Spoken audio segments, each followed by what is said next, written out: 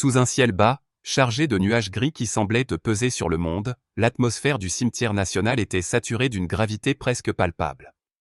L'odeur de la terre humide se mêlait à celle de l'herbe fraîchement tondue et à l'éclat métallique des uniformes impeccablement repassés. Ce lieu sacré, où reposent les héros de la nation française, vibrait d'une solennité empreinte de douleur. Des rangées de militaires, alignés avec une précision géométrique, se tenaient immobiles, leurs visages figés dans une expression de respect et de deuil. Les civils, dispersés parmi eux, serraient des mouchoirs froissés, essuyant des larmes qui coulaient depuis des jours, épuisés par le chagrin. Au centre de la cérémonie, un cercueil drapé du drapeau tricolore reposait, entouré par une garde d'honneur. Le bruit rythmé des bottes résonnait dans l'air frais, annonçant le salut final, une volée de fusils en hommage au colonel Étienne Laurent, un officier dont la vie avait été dédiée au service de la France, fauché dans un accident tragique lors d'un exercice militaire. La générale Élodie Moreau, une femme de 56 ans au port altier, se tenait près de la tribune, son uniforme bleu marine orné de médailles et scintillant sous la lumière pâle. Première femme noire à atteindre un grade aussi élevé dans l'armée française, elle incarnait une autorité forgée par des décennies de discipline, de courage et de combat. Élodie n'était pas là uniquement en tant que supérieure hiérarchique, elle était une amie proche d'Étienne, ayant partagé avec lui des années de camaraderie sur les champs de bataille et dans les salles de commandement. Ses yeux, perçants mais empreints d'une douceur contenue, balayaient la foule, notant les visages endeuillés, les uniformes impeccables, et les familles venues rendre un dernier hommage à un homme qui avait marqué leur vie. Alors qu'elle s'apprêtait à prendre la parole, un murmure léger, presque imperceptible, troubla l'harmonie de l'instant. Ses instincts, aiguisés par des années de service dans des zones de conflit, captèrent immédiatement le frôlement dans la foule. Elle resta impassible, montant à la tribune avec une assurance qui imposait le silence. Étienne Laurent n'était pas seulement un soldat, commença-t-elle, sa voix claire et ferme résonnant dans le cimetière. Il était un père, un époux, un ami. Un homme qui portait le poids du leadership avec une force discrète, une humilité qui inspirait tous ceux qui le connaissaient. Les mots, prononcés avec une gravité empreinte de respect, captivaient l'assemblée. Mais un nouveau bruit, plus distinct, brisa la quiétude. Des pas lourds, un froissement de tissu, et des chuchotements nerveux dans les premiers rangs attirèrent de l'attention. Quelques officiers se raidirent, leurs mains glissant instinctivement vers leur ceinture, prêtes à réagir. Puis, une voix, basse mais audible, perça l'air comme une lame, elle n'a pas sa place ici. Élodie s'arrêta une fraction de seconde, ses yeux scrutant la foule avec une précision chirurgicale. Elle repéra l'homme immédiatement, Jacques Leclerc, sergent de police du département de Seine-et-Marne, un visage rouge de colère contenue, les poings serrés, se tenait à quelques rangs en arrière. Elle ne le connaissait pas personnellement, mais sa réputation l'avait précédé. Leclerc était connu dans les cercles locaux pour son passé trouble, des plaintes répétées pour usage excessif de la force, des accusations de propos racistes, toutes étouffées par des enquêtes internes opaques. Son regard, chargé de défis, croisait celui d'Élodie, qui le soutint sans ciller. Elle était sur le point de reprendre son discours, déterminée à ne pas laisser cette provocation perturber l'hommage à son ami, lorsque Leclerc bougea. Il repoussa les personnes autour de lui avec une brutalité contenue, ses pas décidés, presque mécaniques, faisant frémir la foule. Les murmures s'intensifièrent, les gens s'écartant avec un mélange de confusion et d'appréhension. Une femme, Madame Claire Dubois, la sœur aînée du colonel Laurent, se tenait à quelques mètres, son visage blême, ses mains crispées sur le bras de son mari, Paul. « Qu'est-ce qu'il fait » murmura-t-elle, sa voix tremblante de chagrin et d'inquiétude. Paul tenta de la tirer en arrière, mais Claire, figée, observait la scène avec un mélange de peur et de colère. Puis, dans un instant qui sembla suspendre le temps, Leclerc porta la main à sa ceinture. Un éclair métallique scintilla sous la lumière terne du ciel. Un cri étouffé jaillit de la foule. En une seconde terrifiante, Jacques Leclerc dégaina son pistolet et le pointa directement sur Élodie Moreau. Le silence qui suivit était assourdissant, comme si le monde entier avait retenu son souffle. Des exclamations jaillirent. Brisant l'immobilité, une femme tira son enfant derrière une pierre tombale, des civils se baissèrent instinctivement, et plusieurs officiers près de la tribune portèrent la main à leurs propres armes, hésitant à agir dans la confusion. La tension était palpable, un fil fragile entre la vie et la mort, suspendu dans l'air froid du cimetière. Élodie, immobile, ne fléchit pas. Ses yeux restèrent fixés sur le clerc, son dos droit, son visage dénué de peur. Des décennies de formation au combat, des années passées à naviguer dans des situations où la mort était une compagne constante, avaient brûlé en elle toute trace de panique. Si cet instant devait être son dernier, elle l'affronterait avec la dignité qui avait toujours guidé sa vie. Mais elle savait que ce n'était pas seulement sa propre vie qui était en jeu. Derrière elle, il y avait des soldats, des officiers, des familles, des innocents pris dans cette folie soudaine. Le clerc, les yeux brûlants d'une rage incontrôlée, murmura à nouveau. « Tu n'as pas ta place ici. » Sa voix tremblait, mais son arme restait pointée, ses doigts crispés sur la détente. Élodie fit un pas en avant, lente et mesurée, comme si elle avançait sur un champ de bataille. « Sergent, baissez votre arme. » ordonna-t-elle, sa voix aussi ferme qu'un roc, un commandement qui semblait défier l'univers lui-même. À ses côtés, le colonel Alexandre Dupont, un officier proche d'Étienne Laurent, intervint avec une autorité contenue. « Le clerc, réfléchissez à ce que vous faites. C'est un enterrement ?» Sa main planait au-dessus de son propre pistolet, prêt à agir, mais prudent, conscient que le moindre mouvement brusque pourrait déclencher une catastrophe. La foule était figée, certains se couvrant la bouche, d'autres serrant leurs proches dans un réflexe de protection. Claire Dubois, bouleversée, fit un pas en avant, ignorant les protestations de son mari. « Arrêtez !» cria-t-elle, sa voix déchirée par l'émotion. « C'est l'enterrement de mon frère. Vous n'avez pas le droit de faire ça. » Son intervention, bien que courageuse, attira l'attention de Leclerc, dont le regard vacilla un instant. Ce fut une erreur fatale. Le capitaine Louis Garnier, un jeune officier posté dans les premiers rangs, observait la scène avec une intensité froide. Il avait servi sous les ordres d'Élodie et connaissait sa force, mais il voyait aussi l'instabilité croissante de Leclerc. Ce dernier tourna la tête vers Claire, puis vers Garnier, un éclat de panique traversant ses yeux. « Restez où vous êtes !» aboya-t-il, son arme tremblant légèrement sous la pression de l'instant. Ce fut le moment que Garnier attendait. En un mouvement fluide, il bondit, saisissant le poignet de Leclerc et forçant l'arme vers le ciel. Un coup de feu déchira l'air, bang. Le son, amplifié par le silence du cimetière, provoqua une onde de choc. Des hurlements éclatèrent, les gens se jetèrent au sol, certains s'abritant derrière les tombes, d'autres protégeant leurs enfants dans une panique frénétique. Mais Garnier tint bon, luttant avec une force née de l'entraînement militaire. Leclerc se débattit, frappant sauvagement, son visage déformé par une rage désespérée. « Lâchez-moi !» hurla-t-il, ses mots se perdant dans le chaos. Deux autres officiers, le lieutenant Marc Renaud et le major Julien Lefebvre, se joignirent à la mêlée, leurs mouvements précis et coordonnés. Ensemble, ils plaquèrent Leclerc au sol, l'herbe humide tachant son uniforme bleu. L'arme fut arrachée de sa main et jetée au loin, roulant sur le sol avec un bruit métallique. « Elle n'a pas sa place ici. C'est à nous !» cria Leclerc, sa voix rauque, presque inhumaine, alors qu'il se débattait sous le poids des trois hommes. Les menottes claquèrent autour de ses poignets, et Renaud appuyait un genou dans son dos pour le maintenir immobile. La foule, encore sous le choc, commença à se relever, les visages blêmes, les regards incrédules. Des enfants pleuraient, des officiers échangeaient des regards tendus, et Claire Dubois, soutenue par son mari, sanglotait doucement, son chagrin amplifié par l'horreur de l'instant. Élodie Moreau, toujours debout près de la tribune, observait la scène sans un mot. Ses yeux, calmes mais perçants, suivaient Leclerc alors qu'il se débattait comme un animal pris au piège. Puis, avec une détermination qui semblait défier le chaos, elle ajusta son uniforme, épousseta une manche, et saisit le micro.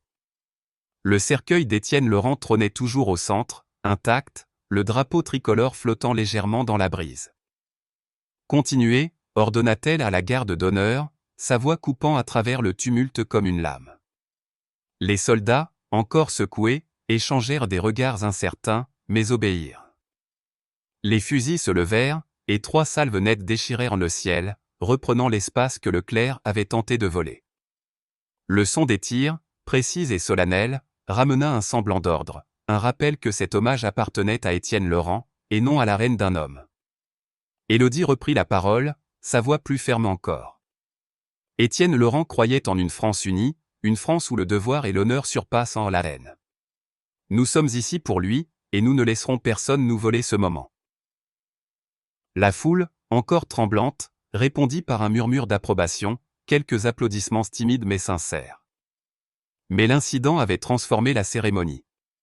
Ce qui aurait dû être un moment de recueillement était devenu un champ de bataille et symbolique, une fracture dans l'âme d'une nation. Au loin, les premières caméras de journalistes s'installaient aux portes du cimetière, leurs objectifs braqués sur la scène. Sophie Martin, une jeune journaliste postée discrètement à l'arrière, griffonnait frénétiquement dans son carnet, son appareil photo prêt à capturer l'onde de choc qui allait bientôt secouer le pays. Claire Dubois, soutenue par Paul, pleurait en silence, son regard fixé sur le cercueil de son frère. Garnier, encore essoufflé, échangea un regard avec Élodie, un mélange de respect et de détermination dans les yeux. Il savait, comme elle, que cet instant marquerait un tournant, non seulement pour eux, mais pour tous ceux présents. Le silence après le coup de feu était oppressant, chargé de peur et d'incrédulité, mais Élodie restait un roc au milieu de la tempête. Elle posa les yeux sur le cercueil, puis sur la foule, son expression indéchiffrable. Puis, elle parla à nouveau, « Nous sommes ici pour rendre hommage à un homme qui a donné sa vie pour la France. Ne laissons pas la haine nous détourner de cet objectif. » Leclerc, maintenant menotté et traîné vers une voiture de police par Renaud et Lefebvre, continuait de crier, ses mots incohérents se perdant dans le vent. « Ce n'est pas fini. » lança-t-il, son regard haineux fixé sur Élodie. Mais pour elle, c'était déjà terminé. Elle avait vu trop de champs de bataille, trop de moments où la vie tenait à un fil, pour laisser un homme comme Leclerc la déstabiliser. Ce qui comptait maintenant, c'était l'après. Les conséquences de cet acte allaient bien au-delà de ce cimetière, et Élodie le savait. Les caméras, les murmures, les regards des officiers et des civils, tout indiquait que cet incident ne resterait pas confiné à ce lieu sacré. La France entière en entendrait parler, et avec elle, une conversation plus vaste sur la justice, le pouvoir, et les forces qui menaçaient de diviser une nation. Alors que la garde d'honneur achevait la cérémonie, Élodie resta debout, son regard fixé sur l'horizon. Ce jour-là, elle n'avait pas seulement survécu à une menace. Elle avait affirmé une vérité plus grande. Le véritable pouvoir réside dans la résilience, dans l'honneur, et dans le refus de céder face à la haine. La cérémonie se termina dans un silence lourd, ponctué par le bruit des pas des soldats et le murmure du vent. Mais pour Élodie, pour Claire, pour Garnier, et pour tous ceux présents, une nouvelle bataille venait de commencer, une bataille pour l'âme de la France. Le crépuscule tombait sur le cimetière national, mais une nouvelle lumière, celle des projecteurs médiatiques, s'allumait avec une intensité croissante. L'incident impliquant Jacques Leclerc, ce sergent de police qui avait osé pointer une arme sur la générale Élodie Moreau lors de l'enterrement du colonel Étienne Laurent, avait mis la France en ébullition. Dès les premières heures suivant l'événement, les chaînes d'information n'en continuent diffusaient en boucle des images granuleuses capturées par des téléphones portables. Leclerc, le visage tordu par une rage mal contenue, menotté et poussé sans ménagement dans une voiture de police. Les titres, incisifs, ne laissaient place à aucune ambiguïté. Scandale au cimetière national, un policier menace une générale, une attaque raciste au cœur d'une cérémonie sacrée. Sur les réseaux sociaux, une tempête numérique déferlait, avec des hashtags comme #Justice pour Moreau et Gab Nona à la haine envahissant les fils d'actualité. Dans les cafés parisiens, les marchés de province et les salles de classe, les Français débattaient avec passion. Pour certains, l'acte de Leclerc était l'expression d'un esprit dérangé, un incident isolé. Pour d'autres, il révélait une fracture profonde dans les institutions, un symptôme d'un mal systémique que la France ne pouvait plus ignorer. Élodie Moreau, au centre de cette tornade, restait une énigme. Elle avait repris ses fonctions à l'état-major, évitant les micros des journalistes qui campaient devant son bureau, leur offrant à peine un regard. Son silence, loin de la diminuer, amplifiait sa présence. Elle était devenue, presque malgré elle, un symbole, une femme noire, générale de l'armée française, défiant la haine avec une dignité qui forçait le respect. L'enquête sur Jacques Leclerc, ouverte immédiatement après son arrestation, mit rapidement au jour un passé troublant. Âgé de 42 ans, il était sergent depuis 15 ans dans la police de Seine-et-Marne, un officier décoré à 2 reprises pour des interventions héroïques, du moins sur le papier. Mais derrière les médailles, un tableau bien plus sombre se dessinait. Les plaintes contre lui s'étaient accumulées au fil des années, un adolescent bousculé lors d'un contrôle d'identité, une femme d'origine africaine humiliée par des insultes racistes lors d'une interpellation, des enregistrements de caméras corporelles et mystérieusement égarés. À chaque fois, les enquêtes internes s'étaient conclues par des sanctions légères, une suspension de quelques jours, une mutation discrète, ou par un simple classement sans suite. Leclerc, protégé par une culture de l'impunité au sein de la police, avait continué à agir comme si les règles ne s'appliquaient pas à lui. Mais cette fois, son geste avait été trop public, trop flagrant. Les images de lui pointant son arme sur Élodie, entouré de dizaines de témoins, soldats, officiers, familles endeuillées, étaient une preuve irréfutable.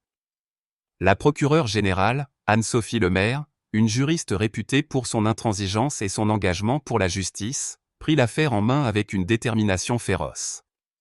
Elle constitua une équipe d'enquêteurs chevronnés et de juristes aguerris pour bâtir un dossier inattaquable. Les chefs d'accusation étaient lourds, tentatives de meurtre, agressions aggravées, menaces à caractère terroriste et, surtout, crimes motivés par la haine raciale, une qualification rare dans les affaires impliquant des forces de l'ordre. Le procès de Jacques Leclerc, qui s'ouvrit 3 mois plus tard au Palais de justice de Paris, devint un événement d'ampleur nationale. La salle d'audience, avec ses boiseries sombres et ses hauts plafonds ornés de fresques, était comble. Des officiers militaires en uniforme, leurs médailles scintillant sous les lustres, côtoyés et des vétérans au visage buriné, des militants des droits civiques portant des badges aux couleurs de leurs associations, et des journalistes armés de carnets et d'appareils photo. Sophie Martin, la jeune journaliste qui avait assisté à l'incident au cimetière, était présente, son regard perçant fixé sur l'accusé. Elle avait déjà publié plusieurs articles sur l'affaire, et son travail, incisif, avait contribué à maintenir la pression sur les autorités. À l'extérieur du palais, une foule s'était rassemblée, brandissant des pancartes réclamant justice. Parmi eux, un groupe de vétérans, mené par le commandant Henri Valois, un ancien camarade d'Étienne Laurent, organisait une manifestation silencieuse mais puissante. Leurs banderoles proclamaient « L'honneur ne connaît pas de couleur » et « Justice pour Élodie Moreau ». La police, dans une ironie cruelle, avait déployé un dispositif de sécurité massif pour encadrer la foule, consciente que tout dérapage serait scruté par les médias. La procureure Lemaire ouvrit le procès avec un réquisitoire d'une puissance rare. Jacques Leclerc n'est pas un homme qui a simplement perdu le contrôle, déclara-t-elle, sa voix résonnant dans la salle silencieuse comme un coup de tonnerre.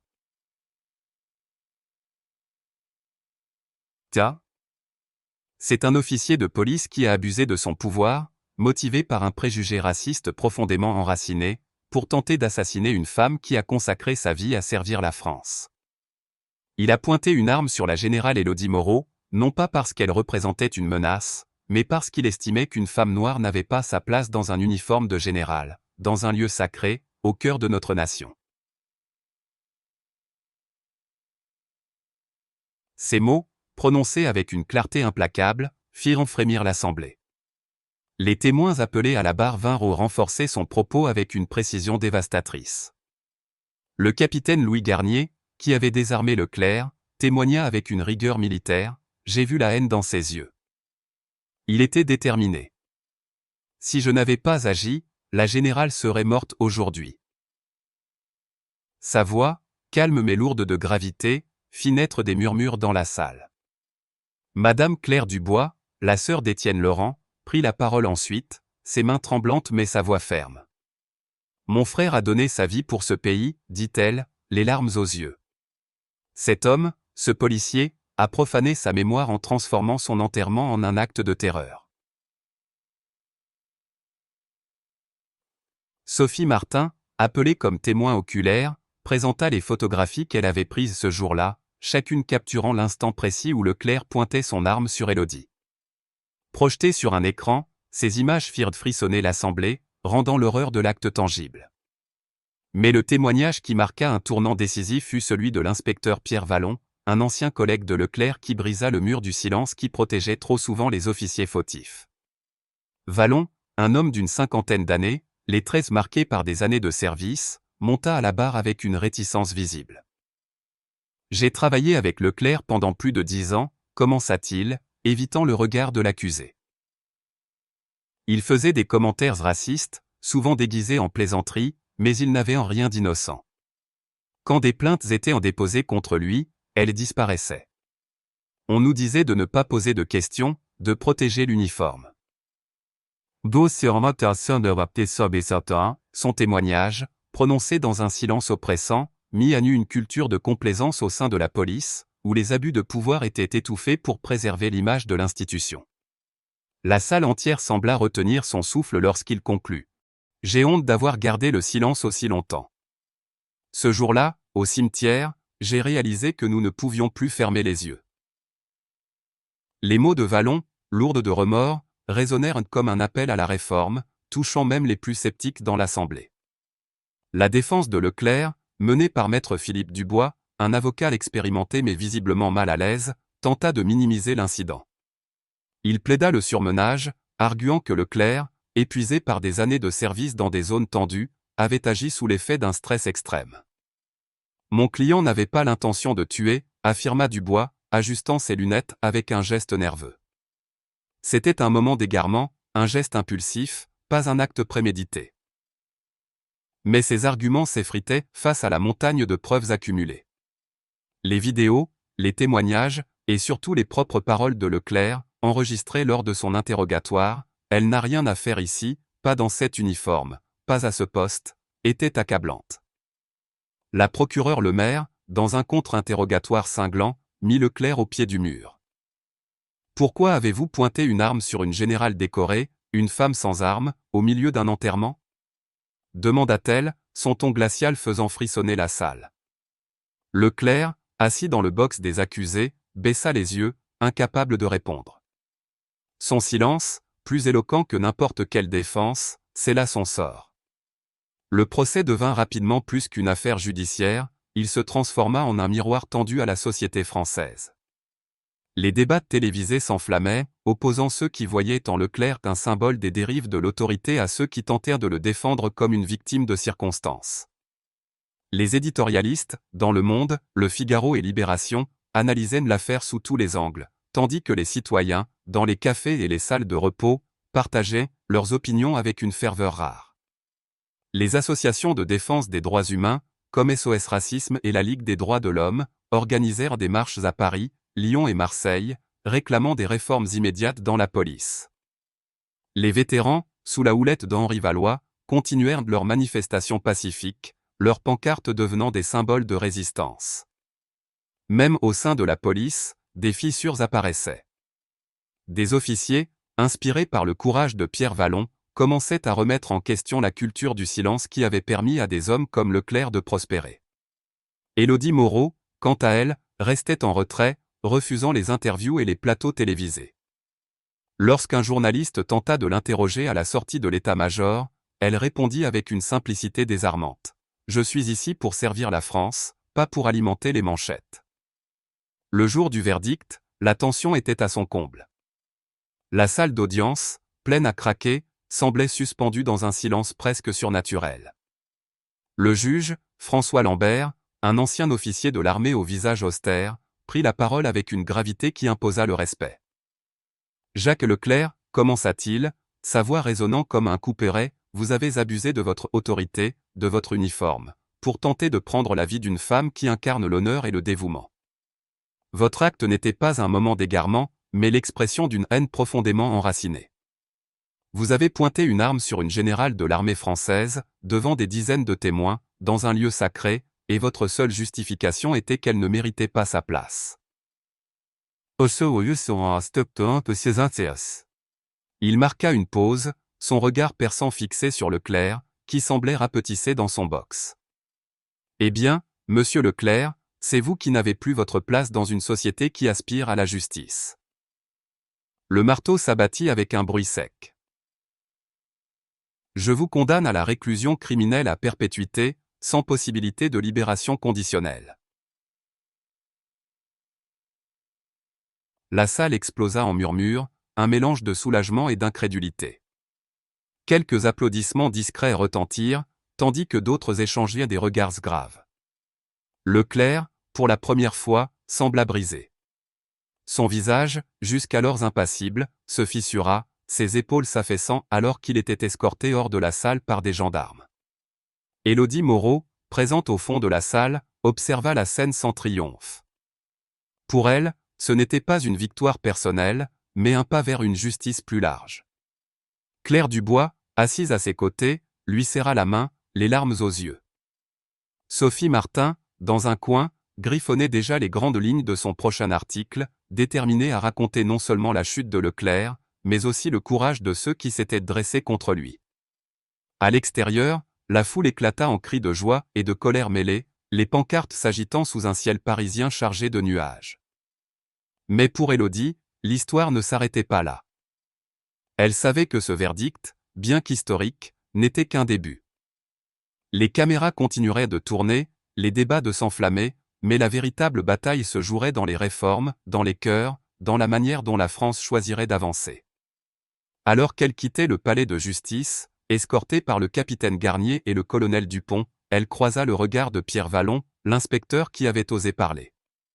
Il inclina légèrement la tête, un geste de respect. Élodie répondit par un hochement discret, reconnaissant le courage qu'il avait fallu pour briser le silence. La France parlait maintenant de l'affaire Leclerc, mais pour Élodie, il était temps de retourner au travail, de continuer à servir, comme elle l'avait toujours fait. Le cimetière, le cercueil, l'arme pointée sur elle, tout cela faisait désormais partie de son histoire, mais ce n'était pas ce qui la définissait. Ce qui la définissait, c'était sa détermination à rester debout, à porter son uniforme avec fierté, et à montrer que l'honneur véritable ne se mesure pas à la couleur de la peau, mais à la force de l'âme. Un an après l'incident qui avait ébranlé le cimetière national, la France portait encore les marques de ce jour où Jacques Leclerc, un sergent de police déchu, avait pointé une arme sur la générale Élodie Moreau, transformant un moment de recueillement en un drame national. Les journaux avaient relégué l'affaire au second plan, les caméras s'étaient tournées vers de nouveaux scandales, mais l'écho de cet événement persistait dans les esprits, comme une note grave résonnant dans une cathédrale silencieuse. Les débats sur le racisme, le pouvoir et la justice avaient pris une ampleur nouvelle, et des réformes, bien que lentes, commençaient à se dessiner dans les institutions. Élodie Moreau, au cœur de cette tempête, avait repris sa vie avec la même discipline qu'il avait toujours définie. Elle refusait les feux des projecteurs, préférant l'ombre du devoir à la lumière de la célébrité. Pourtant, son nom était devenu un symbole, non pas de triomphe, mais de résilience et d'honneur. Dans les casernes, les écoles militaires et les conversations des Français, on parlait d'elle avec respect, comme d'une figure qui incarnait les valeurs d'une nation en quête de justice. Mais pour Élodie, la vie continuait, rythmée par ses responsabilités et son engagement indéfectible envers ceux qu'elle servait. À l'école militaire de Saint-Cyr, où Élodie donnait désormais des conférences aux cadets, l'atmosphère était empreinte d'une solennité particulière. Les jeunes recrues, alignés dans leurs uniformes impeccables, l'écoutaient avec une attention presque sacrée. Ce jour-là, dans un amphithéâtre aux murs ornés de portraits de héros français, Élodie se tenait devant eux, sa silhouette imposante projetant une aura de force tranquille. Le pouvoir ? Commença-t-elle, sa voix claire et mesurée résonnant dans la salle, ne se trouve pas dans une arme, un insigne ou un uniforme. Le véritable pouvoir, c'est la manière dont vous vous comportez face à l'adversité, dont vous servez ceux qui dépendent de vous, et dont vous défendez ce qui est juste, même lorsque le monde vous pousse à plier. Les cadets, certains à peine sortis de l'adolescence, prenaient des notes avec ferveur, leur visage reflétant une admiration mêlée d'une volonté farouche de suivre son exemple. Parmi eux, la lieutenant Camille Dubois, une jeune recrue d'origine antillaise, semblait particulièrement touchée. Camille avait suivi l'affaire Leclerc à la télévision, encore adolescente, et voyait en Élodie un modèle, une preuve qu'une femme noire pouvait briser les barrières et commander avec autorité. Après la conférence, elle s'approcha timidement, son calot serré dans ses mains. « Général, comment faites-vous pour rester si forte après ce qui s'est passé ?» demanda-t-elle, sa voix tremblante d'émotion. Élodie esquissa un sourire rare, mais sincère. La force, Camille, ce n'est pas l'absence de peur ou de doute. C'est avancer malgré tout, parce que d'autres comptent sur vous. Pendant ce temps, Claire Dubois, la sœur du colonel Étienne Laurent, avait transformé son chagrin en une mission. Incapable d'oublier l'affront fait à la mémoire de son frère, elle avait fondé la Fondation Étienne Laurent, une association dédiée à soutenir les victimes de discrimination raciale et à promouvoir l'égalité dans les institutions publiques.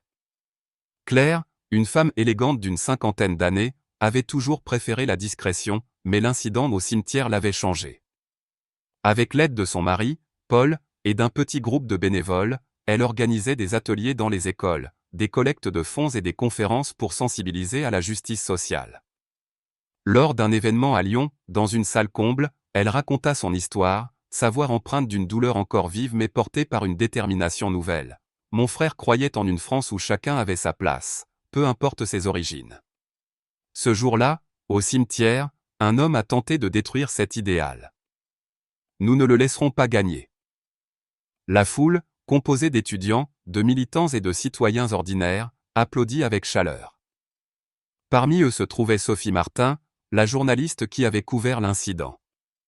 Sophie, désormais reconnue pour ses enquêtes percutantes, avait publié un livre intitulé « Sous le feu, racisme et pouvoir dans la France d'aujourd'hui », un ouvrage qui explorait non seulement l'affaire Leclerc, mais aussi les failles systémiques au sein de la police. Son travail, bien que controversé, avait alimenté un débat national, forçant les autorités à se confronter à des vérités longtemps ignorées. Mais l'héritage de l'incident ne se limitait pas à des initiatives positives. Dans l'ombre, une frange d'extrémistes, soutien de Jacques Leclerc, nourrissait une rancune tenace. Ces individus, regroupés dans des forums en ligne obscurs, voyaient en Leclerc une victime, un homme injustement puni pour avoir défendu ses convictions. Leur rhétorique, teintée de haine, gagnait du terrain dans certains cercles marginalisés. Un complot, bien que mal structuré, commença à émerger, une tentative de représailles contre Élodie Moreau et ceux qui avaient contribué à la chute de Leclerc. Le capitaine Louis Garnier, l'officier qui avait désarmé Leclerc, fut le premier à détecter des signaux alarmants. Lors d'une patrouille de routine dans une banlieue parisienne, il surprit une conversation suspecte dans un café. Deux hommes, anciens collègues de Leclerc, parlaient à voix basse d'un « plan pour ne faire payer » ceux qui avaient témoigné au procès. Garnier, fidèle à son instinct, alerta immédiatement l'inspecteur Pierre Vallon, le policier qui avait brisé le silence lors du procès. Vallon, désormais marginalisé par une partie de ses collègues, avait rejoint une unité spéciale chargée d'enquêter sur les abus au sein des forces de l'ordre. Ensemble, ils mirent sur écoute plusieurs suspects et découvrirent un projet d'attaque visant d'un événement où Élodie devait prendre la parole, une cérémonie commémorative pour le colonel Laurent. Le plan, bien que rudimentaire, prévoyait l'utilisation d'un engin explosif artisanal, une menace qui, si elle aboutissait, aurait des conséquences dévastatrices. Garnier et Vallon agirent avec une rapidité exemplaire. Avec l'aide d'une équipe d'intervention, ils arrêtèrent les conspirateurs avant que le plan ne puisse être mis à exécution. L'opération, menée dans la plus grande discrétion pour éviter une panique publique, fut un succès. Lorsqu'Élodie fut informée de la menace, elle resta impassible, fidèle à son caractère.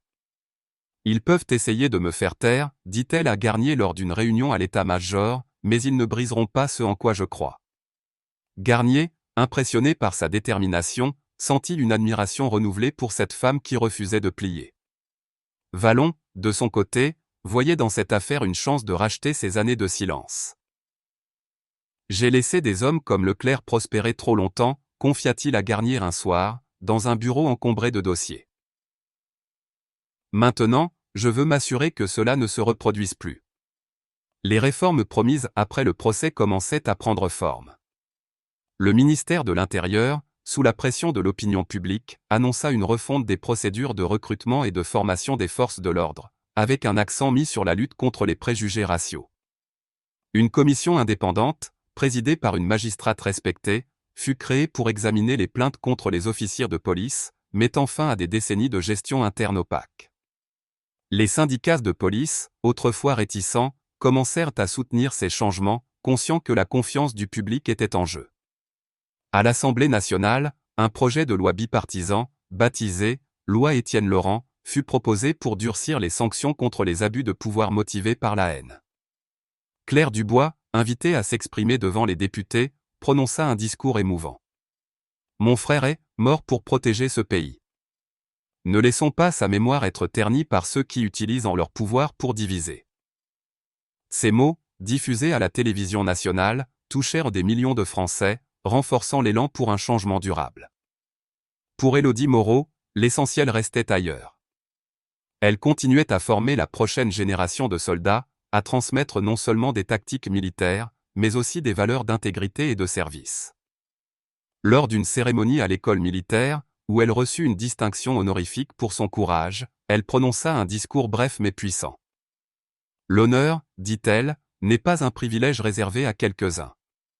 Il se gagne par des actions, par la manière dont nous faisons face à l'injustice, et par notre refus de nous taire face à la haine. » La salle, remplie d'officiers, de cadets et de dignitaires, se leva pour applaudir, non pas avec éclat, mais avec une gravité respectueuse.